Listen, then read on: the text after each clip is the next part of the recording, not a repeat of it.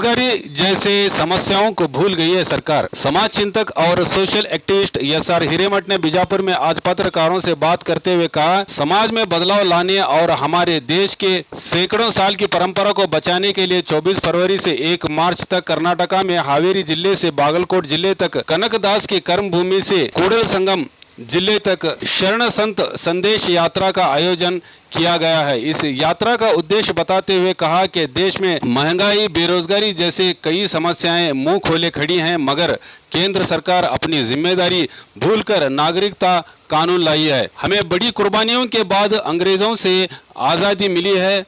बाबा साहेब ने हमें बेहतरीन संविधान दिया है जो देश के तमाम नागरिकों को समान न्याय और अधिकार देता है, मगर आज देश में केंद्र सरकार इसके खिलाफ काम करते हुए आर्टिकल 14 के खिलाफ काला कानून लाकर देश में द्वेष और घृणा की राजनीति कर रही है। देश में सीएए के खिलाफ आंदोलनों को देखें तो हमें 1920 की गांधी जी और अली ब्रदर्स के नेतृत्व में किए गए अंग्रेजों के खिलाफ नॉन कोऑपरेटिव मूवमेंट की याद दिलाती है। और संविधान को बचाने के लिए हम सबको इनका साथ देना चाहिए, कहा एस.आर. ಹಿರೇಮಠ್ ने। 40 ವರ್ಷ ಮಾಡಿದ್ರಿಂದ ನನಗೆ ಗೊತ್ತಿದೆ। ಅದನ್ನು ನೋಡಿದರೆ ಒಂದು ಕಡೆಗೆ ಹೇಳ್ತಾರೆ 1949 ದೊಳಗೆ ಬಾಬ್ರಿ ಮಸ್ಜಿದ್ ಒಳಗಡೆ ಹೋಗಿ ರಾಮಲಲ್ಲಾ ಮೂರ್ತಿಗಳನ್ನು ಇಟ್ಟರಲ್ಲ, ಇಲ್ಲಿಗಲ್, ತಪ್ಪು, ಅದು ಮಧ್ಯರಾತ್ರಿ ಒಳಗೆ. ಎರಡನೇದ್ದು 1992 ಡಿಸೆಂಬರ್ 6ಕ್ಕೆ ಈ ಕಾರ ಸೇವಕರು ಹೋಗಿ ಒಂದು ಕ್ರಿಮಿನಲ್ ಆ್ಯಕ್ಟ್ ಏನು ಮಾಡಿದ್ರಲ್ಲ, ಅದನ್ನು ಕ್ರಿಮಿನಲ್ ಆ್ಯಕ್ಟ್ ಅಂತ ಹೇಳ್ತಾರೆ. ಇದು ಖಂಡನೀಯ ಅಂತ ಎಲ್ಲ ಹೇಳ್ತಾರೆ. ಇದು ಹೇಳಿದರೆ, ಇದು ನಿಜವಾಗಲೂ ಸತ್ಯವಾಗಿದ್ದರೆ, ಯಾವ ಜನ ಅದನ್ನು ಮಾಡಿದರು, ಯಾವ ಹೆಸರಿನೊಳಗೆ ಮಾಡಿದರು, ಅವರಿಗೆ ಭೂಮಿ ಕೊಟ್ಟರೆ ಇದು ಎಂಥ ನ್ಯಾಯ? ಇದು ಒಂದು ತೀರ್ಪು ಆಗ್ತದೆ ಹೊರತಾಗಿ supreme court is not a court of ಏನಂತಾರೆ judgments, it is a court of justice. ಇದರಿಂದ ಏನೂ ನ್ಯಾಯ ಆಗಿಲ್ಲ. ಇದು ಸುಪ್ರೀಂ ಕೋರ್ಟ್ದ ಪ್ರತಿಷ್ಠೆಗೆ ಯಾವ ರೀತಿ ADM ಜಬಲ್ಪುರದು ಒಂದು ಕುಖ್ಯಾತಿ ಬಂತು, ಇವತ್ತು ಅದು ಬಂದಿದೆ. ಕರೆಕ್ಟು, ನೀವು ಬರೋಬ್ಬರು ಹೇಳಿದ್ರಿ. ನೀವು ಯಾವುದೇ ಪೇಪರ್ಗಳನ್ನು ನೀವು ತೆಗೆದು ನೋಡಿದರೆ, ನಾ ಹೇಳೋದು ಥಿಂಕಿಂಗ್ ಫ್ರಂಟ್ ಲೈನ್ ಅಂತ ಇದೆ, ಹಿಂದೂ ಪೇಪರ್ ಅವ್ರ ಪಬ್ಲಿಕೇಶನ್ ಎಲ್ಲ ನೀವು ಹೇಳಿದರೆ ಸುಪ್ರೀಂ ಕೋರ್ಟ್ ಮಾಡಬಾರ್ದನ್ನು ಮಾಡಿದೆ. ಈಗ ಎಲೆಕ್ಟ್ರಲ್ ಬಾಂಡ್ಸು 6,000 ಕೋಟಿ ರೂಪಾಯಿ ಇವತ್ತು ಆಡಳಿತದಲ್ಲಿರುವ ಪಕ್ಷಕ್ಕೆ ಹಣ ಬಂದಿದೆ. ಅದು ಏನು ಅನ್ನೋದನ್ನು ನಾವು ಸಮಗ್ರವಾಗಿ ತಿಳಿದುಕೊಳ್ಬೇಕು. ಜೇಟ್ಲಿ ಅಂತ ಫೈನಾನ್ಸ್ ಮಿನಿಸ್ಟರು, ನಾವೇನೀಗ ನಿರ್ಮಲಾ ಸೀತಾರಾಮನ್ ಏನು ಬಜೆಟ್ ಮಾಡ್ತಾ ಇದ್ದಾರೆ, ಇದಕ್ಕೆ ಒಂದು ಶಬ್ದ ಬಳಸ್ತಾರೆ, ಮನಿ ಬಿಲ್ಲು ಅಂತ. ಅಂದರೆ ಒಂದು ಬಜೆಟ್ ಮಾಡಿ ಅದನ್ನು ಮುಗಿಸಿ ಪಾಸ್ ಮಾಡಿ ಹೋಗಬೇಕು.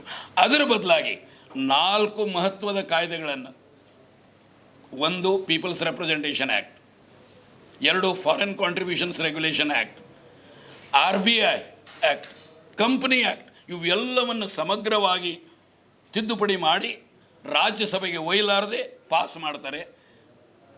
ದೆಹಲಿ ಹೈಕೋರ್ಟಿಗೆ ಹೋದರೆ ಹೇಳ್ತದೆ, ಈ BJP, ಈ ಕಾಂಗ್ರೆಸ್ ಇಬ್ಬರು ನಮ್ಮ ದೇಶದ ಫಾರಿನ್ ಕಾಂಟ್ರಿಬ್ಯೂಷನ್ ರೆಗ್ಯುಲೇಷನ್ ಆ್ಯಕ್ಟ್ ಉಲ್ಲಂಘನೆ ಮಾಡಿ ಹಣ ಪಡೆದಿದ್ದಾರೆ, ಇವರಿಬ್ಬರ ಮೇಲೂ 6 ತಿಂಗಳೊಳಗೆ ಆ್ಯಕ್ಷನ್ ಮಾಡಬೇಕಂತ. ಆ 6 ತಿಂಗಳ ಮುಗಿದ್ರೊಳಗೆ ಓಡಿ ಹೋಗ್ತಾರೆ ಸುಪ್ರೀಂ ಕೋರ್ಟ್ಗೆ. ಸುಪ್ರೀಂ ಕೋರ್ಟ್ ಹೇಳ್ತದೆ, ಇದನ್ನು ಸರಿಯಾಗಿ ನೀವು ಓದಿದರೆ ಇದರೊಳಗೆ ಏನೂ ಇಲ್ಲ, ಅದು ಮಾಡಿದ್ದು ತುಂಬ ಉತ್ಕೃಷ್ಟವಾದ ಜಜ್ಮೆಂಟ್ ಇದೆ, ಇದು ಮತ್ತೇನಿಲ್ಲ, ಅನುಷ್ಠಾನ ಮಾಡಬೇಕಂತ. ಇವತ್ತಿನವರೆಗೂ ಮಾಡಿಲ್ಲ. ಅಷ್ಟೇ ಅಲ್ಲ, ಇವತ್ತು ಆಡಳಿತ ಪಕ್ಷಕ್ಕೆ 6,000 ಕೋಟಿ ರೂಪಾಯಿ ಅಂದರೆ ಸಿಂಹಪಾಲು 90%ಗಿಂತಲೂ ಹೋಗ್ತಾ ಇದೆ. ಪ್ರಶಾಂತ್ ಭೂಷಣ್ ADR ಅಂತ, ಅಸೋಸಿಯೇಷನ್ ಫಾರ್ ಡೆಮಾಕ್ರೆಟಿಕ್ ರಿಫಾರ್ಮ್ಸ್ದ ಪರವಾಗಿ ಕೇಳ್ತಾರೆ, ಸ್ವಾಮಿ ಇದರಿಂದ ದೊಡ್ಡ ಅನ್ಯಾಯ ಆಗಿದೆ, ಆಡಳಿತದಲ್ಲಿರೋರು ಈ ಕಂಪನಿಗಳಿಂದ ಪಡೆಯಬಾರದಂಥ ಕಾಂಟ್ರಿಬ್ಯೂಷನ್ಸ್ ಪಡೆದಿದ್ದಾರೆ, ಇದು ಸ್ಕೀಮು ರಾಂಗ್ ಇದೆ, ದಯವಿಟ್ಟು ಸ್ಟೇ ಆರ್ಡರ್ ಮಾಡಿದ್ರೆ ಸುಪ್ರೀಂ ಕೋರ್ಟ್ ಸ್ಟೇ ಆರ್ಡರ್ ಮಾಡೋದಿಲ್ಲ. ನನ್ನ ಅಭಿಪ್ರಾಯದೊಳಗೆ ಇವತ್ತಿನ ಪರಿಸ್ಥಿತಿ ಕೇವಲ ಎಕ್ಸಿಕ್ಯೂಟಿವ್ ಕಾರ್ಯಾಂಗ ಅಷ್ಟೇ ಅಲ್ಲ, ಶಾಸಕಾಂಗ, ನ್ಯಾಯಾಂಗ. ಈಗ ನೋಡಿ, ಮಹತ್ವದ CAA ಇದು ಬರ್ತದೆ, ಎಲ್ಲಿ ಚರ್ಚೆ ಆಯ್ತು ಸರ್? ಏನಾಗಿದೆ ಚರ್ಚೆ? ಪಾರ್ಲಿಮೆಂಟ್ದೊಳಗಾಯಿತು. ಅದನ್ನೇನಾದರೂ ಇದಕ್ಕೆ ಜಾಯಿಂಟ್ ಪಾರ್ಲಿಮೆಂಟ್ರಿ ಕಮಿಟಿಗೆ ಕೊಟ್ಟರು. ದೇಶದ ಬೇರೆ ಬೇರೆ ಭಾಗದೊಳಗೆ ಇಂಥ ಒಂದು ವಿವಾದಾತ್ಮಕ ನೀವು ತರಬೇಕಾದ್ರೆ ಜನರ ಜೊತೆ ಕನ್ಸಲ್ಟ್ ಮಾಡಬೇಕು. ಈಗ ಯಾವಾಗಲೂ ಸರ್ಕಾರ ಯಾರನ್ನು, ಯಾವ ಸಿಟಿಜನ್ಸ್ ಮೇಲೆ ಅವರು ಆಡಳಿತ ಮಾಡ್ತಾರೆ, ಅವರ ಅನುಮತಿ ಇರಲಾರ್ದೆ ಮಾಡಿದರೆ ಅದು ಗಂಭೀರ ಆರೋಪ ಆಗ್ತದೆ. ಇದರ ಸಲುವಾಗಿಯೇ ಬ್ರಿಟಿಷ್ ಸಾಮ್ರಾಜ್ಯ, ಬ್ರಿಟಿಷ್ ದುರಾಡಳಿತದ ವಿರುದ್ಧ ಅಸಹಕಾರ, ಸಿವಿಲ್ ಡಿಸೊಬಿಡಿಯನ್ಸ್ ಏನಾಯಿತು 1920 ಒಳಗೆ, ಇವತ್ತು ಮತ್ತೆ ನಮ್ಮ ದೇಶದೊಳಗಿನ ನೀವು ನಾವು ಅಲ್ಲ, ಇವತ್ತಿನ ಯುವಕ ಯುವತಿಯರು ವಿದ್ಯಾರ್ಥಿನಿಯರು ಬಂದು ಕೇಳ್ತಾ ಇದ್ದಾರೆ, ಇವರು ಸೆಕ್ಯುಲರ್ ಇದ್ದಾರೆ, ನಾನಿದ್ದೇನೆ, ಇವರಿದ್ದಾರೆ, ನೀವೇನಿದ್ರೆ ನೋಡ್ಕೊಳ್ಳಿ ನಿಮ್ಮ ಕನ್ನಡಿಯೊಳಗೆ ಅಂತ. ನನ್ನ ಅಭಿಪ್ರಾಯದೊಳಗೆ ಇಷ್ಟು ಉತ್ಕೃಷ್ಟ ನಾನ್ ವಯಲೆಂಟ್ ಲೀಡರ್ಶಿಪ್ಪು ವಿಶೇಷವಾಗಿ ಮಹಿಳೆಯರದು ನಮ್ಮ ದೇಶದಲ್ಲಿ ಬಂದಿರಲಿಲ್ಲ.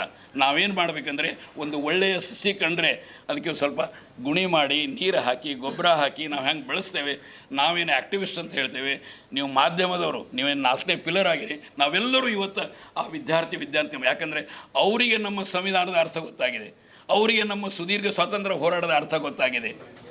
ಅಂಥವರು ಬಂದು ಪೀಸ್ಫುಲಿ ಪ್ರೊಟೆಸ್ಟ್ ಮಾಡಿದರೆ ಜಾಮಿಯಾ ಮಿಲಿಯಾ ಒಳಗೆ ಹೋಗ್ತಾರೆ, ಲೈಬ್ರರಿ ಒಳಗಿನ ಮಂದಿನ ಹೊಡಿತಾರೆ, ವಿದ್ಯಾರ್ಥಿಗಳನ್ನು ಹಾಸ್ಟೆಲ್ದೊಳಗೆ ಹೊಡಿತಾರೆ.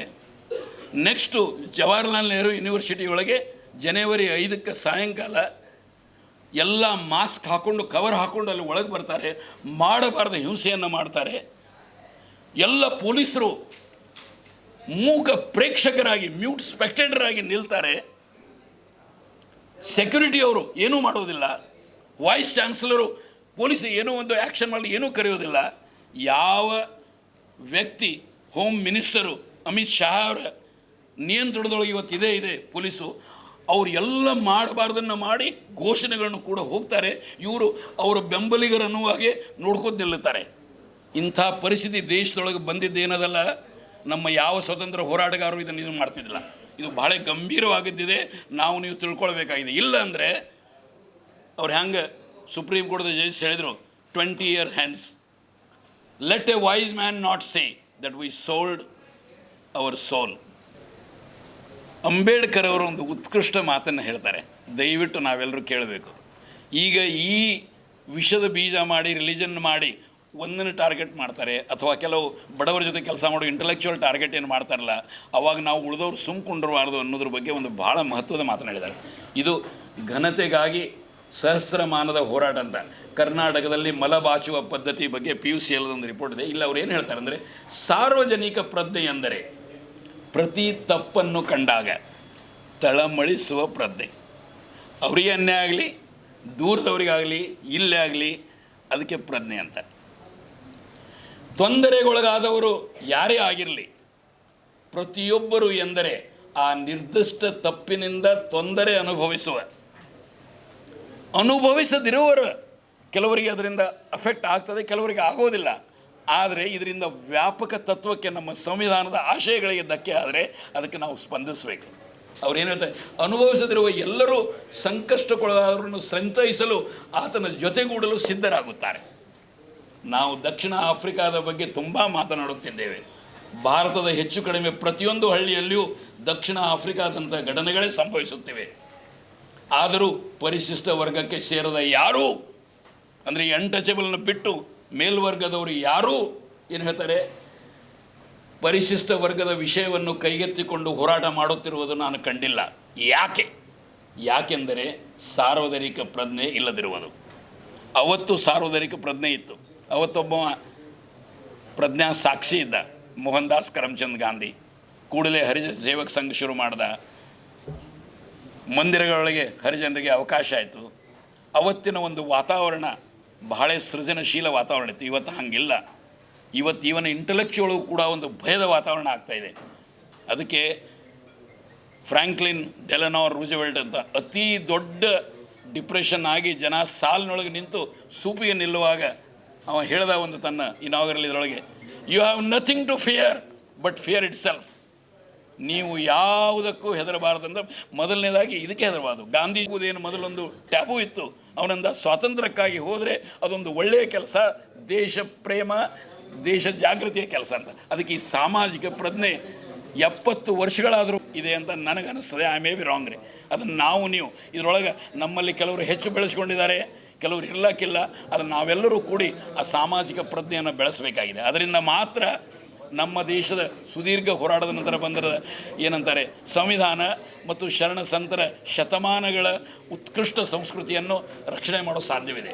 ಅದಕ್ಕೆ ಅಂದರೆ ನಮ್ಮ ದೇಶದೊಳಗೆ ಸಂವಿಧಾನ ಆಗುವಾಗ ನೆಹರು, ಪಟೇಲ್ ಎಲ್ಲರೂ ಎಲ್ಲೋ ಒಬ್ಬರು ಅಂತಾರಾಷ್ಟ್ರೀಯ ಸಂವಿಧಾನ ತಜ್ಞರನ್ನು ತರುವ ವಿಚಾರ ಮಾಡ್ತಿರ್ತಾರೆ. ಆವಾಗ ಗಾಂಧಿ ಹೇಳ್ತಾರೆ, ಬಗಲೊಳಗೆ ಕೂಸ್ಕೊಂಡು ಊರಾಗ ತುಂಬ ಎಲ್ಲ ಹುಡುಕ್ತಿರಂತ ಇಂಥ ಮಹಾಮೇಧಾವಿ ಕೊಲಂಬಿಯಾ ಬ್ಯಾರಿಸ್ಟರ್ ಎಟ್ ಲಾ ಮಾಡ್ತಾನೆ. ಇಂಥ ಉತ್ಕೃಷ್ಟ ವ್ಯಕ್ತಿ ನಮ್ಮ ಮಧ್ಯದೊಳಗಿರುವಾಗ ನಾವೆಲ್ಲಿ ಯಾಕೆ ಹುಡುಕಬೇಕು? ಅದು ಸತ್ಯವಾಯಿತು, ಉತ್ಕೃಷ್ಟ ಸಂವಿಧಾನ ಕೊಟ್ಟಿದ್ದಾರೆ. ಇವತ್ತಿನ ಪೀಳಿಗೆಗೆ ಅದು ಪ್ರೇರಣೆ ಆಗ್ತಾ ಇದೆ. ತಿರಂಗ ಜೆಂಡ ಮತ್ತು ಸಂವಿಧಾನದ ಪ್ರಿಯಾಂಬಲ್ಲು ಭಾಳ ಮಹತ್ವದ್ದಿದೆ ಅದು.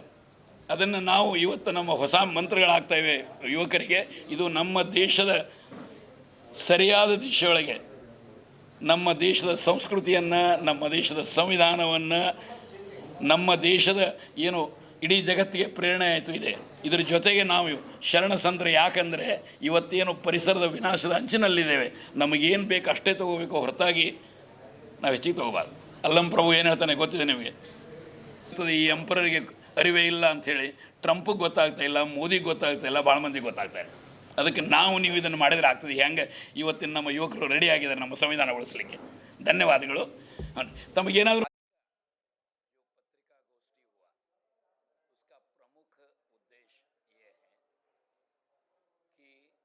फरवरी 24 से मार्च 1 तक कर्नाटक के पश्चिम भाग में हावेरी जिले से बागलकोट जिले तक कागिनेले, जहाँ कनकदास की कर्मभूमि थी, वहाँ से कूडल संगम जो बसवಣ್ಣ का समाधि हुआ है, वहाँ तक एक शरण संत संदेश यात्रा कर रहे हैं। ये शरण और संत संदेश की यात्रा के पीछे हमारा जो प्रमुख कारण है, जो आज देश में जो माहौल हुआ है और पिछले काफ़ी सालों से भी हो रहा है, आगे भी हो जाएगा, उसको ध्यान में रखते हुए हमारी सदियों की एक जो उत्कृष्ट परंपरा है शरण संतों का, जिन्होंने आम आदमियों पर, खासकर गरीब लोगों पर, महिलाओं पर जो एक बहुत ही प्रभावशील उनका असर हुआ था, जो धर्म न्याय नीति से ज़िंदगी करते थे, एक दूसरे को भाईचारा से देखते थे, जो काम करते हैं वो कोई भी काम हो उसको एक श्रद्धा से, एक ईमानदारी से काम करते थे। और उनकी जो और भी मूल्य थे, जैसे कि जो भी ये जो सत्ता है, ये जो संपत्ति है, इसको शेखरण करना मतलब संग्रह करना के खिलाफ थे। तो इसमें बुद्ध से लेकर बसवಣ್ಣ जो 12 सदी में एक वचन का जो अनुभव मंडप का जो डेमोक्रेसी में बहुत ही अनोखी एक परंपरा हुई है, उसके बाद अंबेडकर, ये सब समानता आंदोलन के एक भाग है। हमारे संविधान में इस परंपरा भी एक प्रमुख भाग है। दादा भाई नौरोजी से महात्मा गांधी तक, भगत सिंह तक, बोस तक, नेताजी बोस तक, और उसके बाद मौलाना अब्दुल कलाम आज़ाद और फ्रंटियर गांधी जो कहा जाए, खान अब्दुल गफर खान, जिन्होंने खुदाई खिदमतगार की थी, ये सब लोगों ने एक राजनैतिक आंदोलन छेड़े और उसके साथ समानता का आंदोलन, इनका एक अपूर्व संगम हमारे संविधान में है। आज जो केंद्र में सत्ता में सरकार है, बीजेपी का सरकार, एनडीए का सरकार, ये संघ परिवार के सभी लोग उसको जो समर्थन करते हैं, ये इस संविधान पर आघात कर रहा है और सदियों से संत और शरणों की जो परंपरा रही है, उनके जो मूल्य रहे हैं, उस पर प्रहार कर रहे हैं। इस सिलसिले में हमारे देश के नौजवान लोग, वो स्टूडेंट्स हो, यूथ हो, खासकर महिलाएं जो आके एक ज़बरदस्त आंदोलन छेड़ रहे हैं, ये हमको फिर से 1920 में महात्मा गांधी और अली ब्रदर्स के साथ एक नॉन कोऑपरेशन मूवमेंट, एक सिविल डिसोबीडियंस मूवमेंट हुआ था, वैसा एक हो रहा है। यही हमारे देशा का एक आशा किरण है और यही हमारा एक उज्जवल भविष्य है, क्योंकि जिस तरह से बीजेपी के लोग आज एक हिंसा का वातावरण कर रहे हैं, ये बहुत ही गलत चीज़ कर रहे हैं। क्योंकि उनके जो भी कदम उठाए हैं, फॉर एग्जाम्पल CAA, ये जो सिटीजनशिप अमेंडमेंट एक्ट है, इसमें पहली बार हमारे संविधान के लेटर और स्पिरिट के खिलाफ 6 धर्मों का नाम लिया जा रहा है।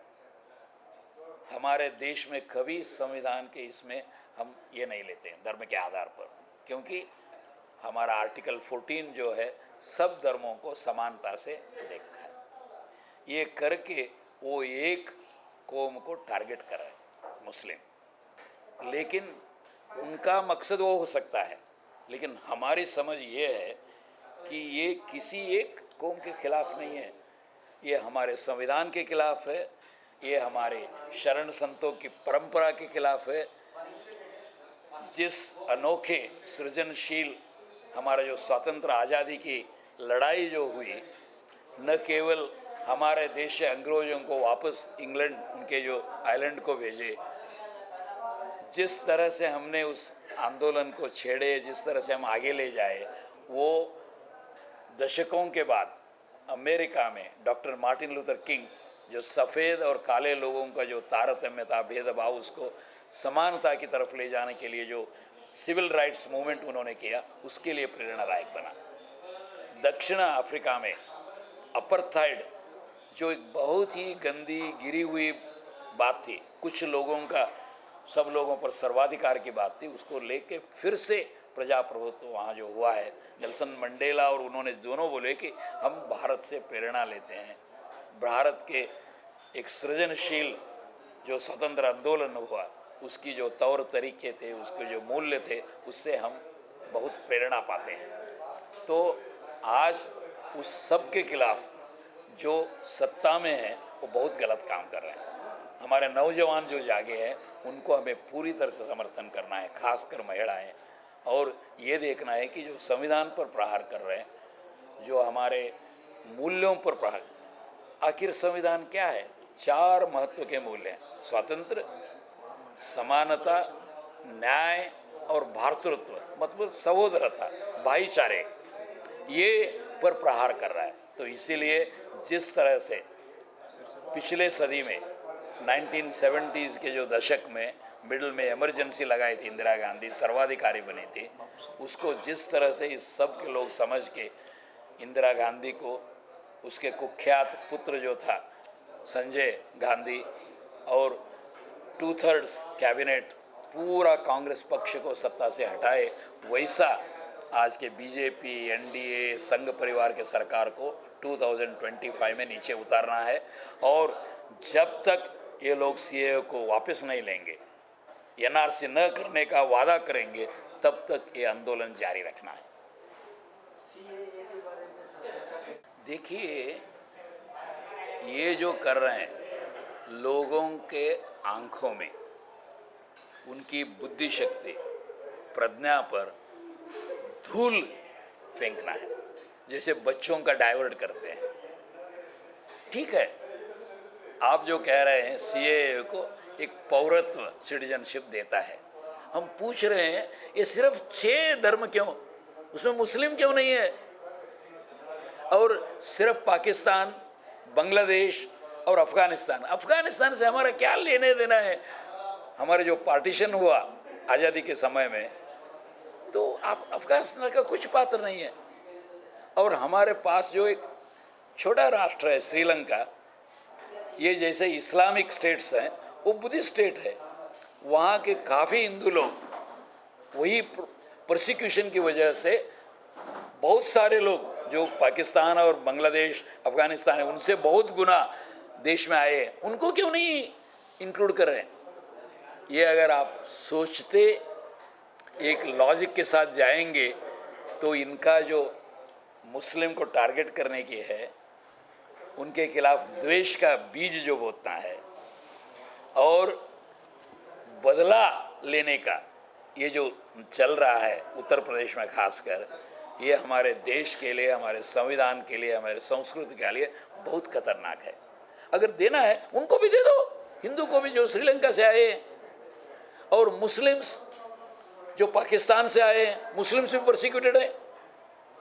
गांधी जब बोले थे प्रेरणा मतलब प्रेयर के समय में, उन्होंने कहा था कि सिख भाई, हिंदू भाई और नेशनलिस्ट मुस्लिम्स जो पाकिस्तान में है वो हिंदुस्तान आना चाहते हैं, यहाँ ये करते हैं, तो ये गवर्नमेंट का फर्ज बनता है उनको दे दे। और ये लोग, क्षमा करना इसको और कोई शब्द ठीक नहीं है, बदमाशगिरी करके सिख और हिंदुओं को मिलाते हैं और नेशनलिस्ट मुस्लिम्स को छोड़ते हैं। क्योंकि जब हमारा देश का पार्टीशन हो गया उस समय में दो थ्योरी थे, एक थे कि इस्लामिक पाकिस्तान बनाना, एक सर्वधर्मों को मिला के सर्वधर्म को समानता से हिंदुस्तान बनाना, इंडिया बनाना। उसको दखल अंदाज करने का, उस पर जुल्म करने का, उसको विकृति करने का क्या हक इनको है, किसने दिया है? 5 साल के लिए संविधान के दायरे में जनहित को केंद्रित करके काम करना इनका काम है। मोदी बोलते हैं लाल किला से, मैं प्राइम मिनिस्टर नहीं प्रथम सेवक हूँ। अरे भाई तुम सेवक हो, हम मालिक हैं प्रजा, क्योंकि प्रजाप्रभुत्व का मतलब क्या है? प्रजा ही मालिक हैं। तो हम बोल रहे हैं, नौजवान बोल रहे हैं, क्यों नहीं समझ रहे हो? वापस ले लो उसको, एनआरसी बंद करो, काम खत्म हो जाएगा। तुम्हारा हिडन एजेंडा क्या है? तुम्हारे हृदय में ये नफरत क्यों है? तुम्हारे हृदय में ये बदला क्यों है? यूपी का मुख्यमंत्री बोलता है, किस तरह से बोलता है? वो जाके आस्ती को कब्जा। अरे भाई कहाँ का आया है तुम?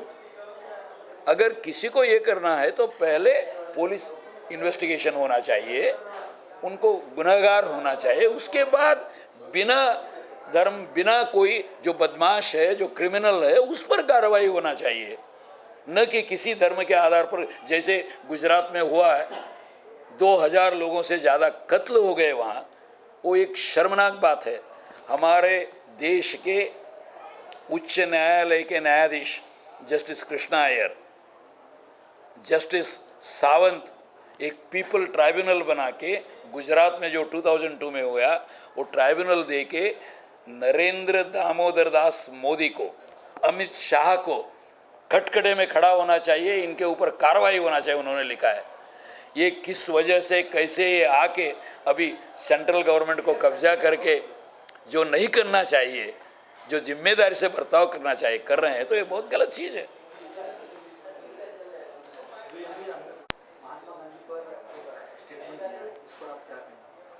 देखिए अनंत कुमार जो है ना, उनका मुझे ऐसा नहीं लगता है कि उनके साथ कोई विजडम है।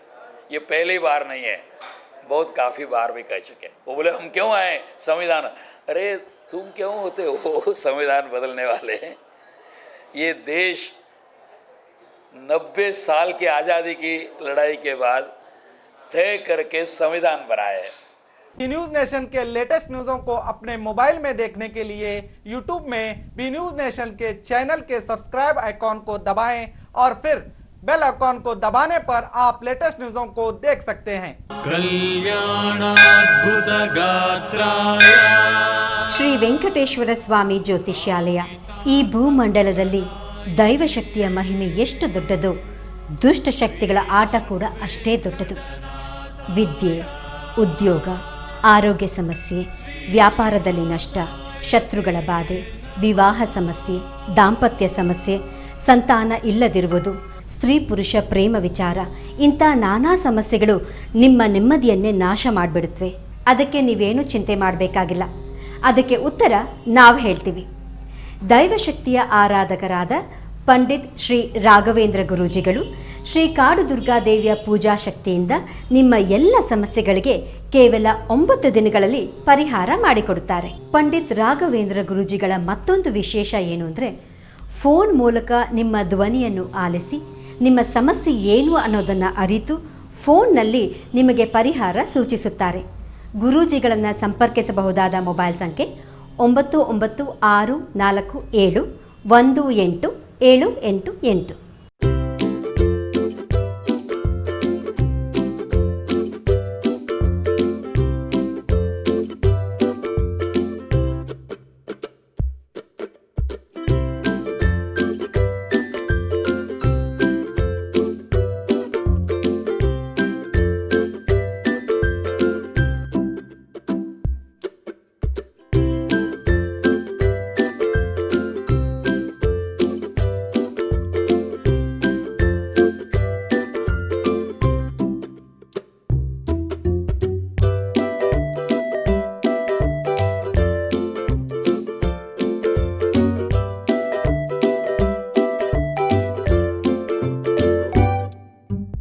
ಉಚಿತ ಭವಿಷ್ಯ, ಶಾಶ್ವತ ಪರಿಹಾರ. ಪರಿಹಾರದಲ್ಲಿ ಚಾಲೆಂಜ್. ಫೋನಿನ ಮೂಲಕ ಭವಿಷ್ಯವನ್ನು ತಿಳಿಸುತ್ತಾರೆ. ಶ್ರೀ ಕೊಲ್ಲೂರು ಮೂಕಾಂಬಿಕಾ ದೇವಿ ಜ್ಯೋತಿಷ್ಯ ಕೇಂದ್ರ, ಪಂಡೇಶ್ರೀ ಮಹೇಶ್ ಭಟ್. ವ್ಯಾಪಾರದಲ್ಲಿ ನಷ್ಟ, ಸಂಸಾರದಲ್ಲಿ ಇಲ್ಲದ ನೆಮ್ಮದಿ, ಸತಿಪತಿ ಕಲಹ, ಇಂಥ ಎಷ್ಟೋ ಸಮಸ್ಯೆಗಳನ್ನು ನೀವು ಕೇಳೇ ಇರ್ತೀರ. ಹಾಗೆ ಶಾಲಾ ಕಾಲೇಜು ಮಕ್ಕಳ ಓದಿನ ಸಮಸ್ಯೆಗೂ ಕೂಡ ಇಲ್ಲಿ ಪರಿಹಾರ ಇದೆ. ಹಾಗೆ ಯಾರ ಹತ್ರನೂ ಹೇಳ್ಕೊಳಕ್ಕಾಗದೇ ಇರುವಂತಹ ಹೆಣ್ಣು ಮಕ್ಕಳ ಸಮಸ್ಯೆ ಇರಬಹುದು, ಮಹಿಳೆಯರನ್ನು ಕಾಡುವಂತಹ ಸಂತಾನ ಸಮಸ್ಯೆ ಇರಬಹುದು. ಇವೆಲ್ಲದಕ್ಕೂ ಇಲ್ಲಿ ಶಾಶ್ವತವಾದ ಪರಿಹಾರ ಇದೆ. ಹೀಗೆ ಹಲವು ಸಮಸ್ಯೆಗಳು ನಿಮ್ಮನ್ನು ಕಾಡ್ತಾ ಇದ್ರೆ ಇಲ್ಲಿ ನಿಮ್ಮ ಹೆಸರು ಮತ್ತು ಪರಿಚಯವನ್ನು ಗೌಪ್ಯವಾಗಿ ಇಡಲಾಗುತ್ತದೆ. ನಿಮ್ಮ ಎಲ್ಲ ಸಮಸ್ಯೆಗಳಿಗೂ ಕೇರಳೀಯ ಪುರಾತನ ಬ್ರಹ್ಮವಿದ್ಯೆಯಿಂದ ಕೇವಲ 5 ದಿನದಲ್ಲಿ 100% ಪರಿಹಾರ ಇವರಲ್ಲಿ ಶತಸಿದ್ಧ. ಹಾಗೆ ವಿದೇಶ ಪ್ರಯಾಣ, ಸ್ತ್ರೀ ಪುರುಷ ಪ್ರೇಮ ವಿಚಾರ, ಮದುವೆ, ಸಂತಾನ, ಸತಿಪತಿ ಕಲಹ, ದಾಯಾದಿ ಕಲಹ, ಸಾಲಬಾಧೆ, ಕೋರ್ಟ್ ಕೇಸ್, ಶತ್ರುಬಾಧೆ, ಮಾಟ ಮಂತ್ರ, ದುಷ್ಟಶಕ್ತಿ ಕಾಟ, ಮನಃಶಾಂತಿ ಕೊರತೆ, ಮಾನಸಿಕ ಒತ್ತಡ, ಹೀಗೆ ಹಲವು ಸಮಸ್ಯೆಗಳು ನಿಮ್ಮನ್ನು ಕಾಡ್ತಾ ಇದ್ರೆ ನೀವು ಎಷ್ಟೋ ಜ್ಯೋತಿಷ್ಯರನ್ನು ಕೇಳಿ ಹಣ, ನೆಮ್ಮದಿ, ವಿಶ್ವಾಸನ ಕಳ್ಕೊಂಡಿರ್ತೀರಿ. ನಿಮ್ಮ ವಿಶ್ವಾಸ ಇಮ್ಮಡಿ ಆಗುತ್ತೆ, ನೆಮ್ಮದಿ ಮತ್ತೆ ವಾಪಸ್ ಸಿಗುತ್ತೆ. ಒಂದು ಫೋನ್ ಕರೆಯ ಮೂಲಕ ನಿಮ್ಮ ಭವಿಷ್ಯವನ್ನ ನೀವೇ ಬದಲಾಯಿಸ್ಕೊಳ್ಳಿ. ಕರೆ ಮಾಡಿ ನಿಮ್ಮ ಸಂದರ್ಶನದ ವೇಳೆಯನ್ನ ನಿಗದಿ ಮಾಡಿಕೊಳ್ಳಿ. ಉಚಿತ ಭವಿಷ್ಯ, ಶಾಶ್ವತ ಪರಿಹಾರ. ಫೋನಿನ ಮೂಲಕ ಭವಿಷ್ಯವನ್ನು ತಿಳಿಸುತ್ತಾರೆ. Mobile number 9535306661.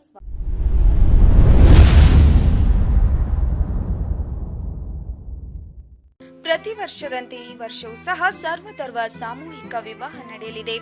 ಜವಳಿ ಸೋಷಿಯಲ್ ಗ್ರೂಪ್ ಆಶ್ರಯದಲ್ಲಿ ಬಿಜೆಪಿ ಅಲ್ಪಸಂಖ್ಯಾತ ಮುಖಂಡ ಯಾಸೀನ್ ಜವಳಿ ನೇತೃತ್ವದಲ್ಲಿ ಇದೇ ಜನವರಿ 5ರಂದು ನಡೆಯಲಿದ್ದು, ಹೆಚ್ಚಿನ ಸಂಖ್ಯೆಯಲ್ಲಿ ನೋಂದಣಿ ಮಾಡಬೇಕಾಗಿ ವಿನಂತಿ. ನೋಂದಣಿಗಾಗಿ ಸಂಪರ್ಕಿಸಿ ಇಬ್ರಾಹಿಂ ಜವಳಿ 9036393957, ಅಸ್ಲಂ ಸೈಯದ್ ಅಮೀನ್ 8970333944.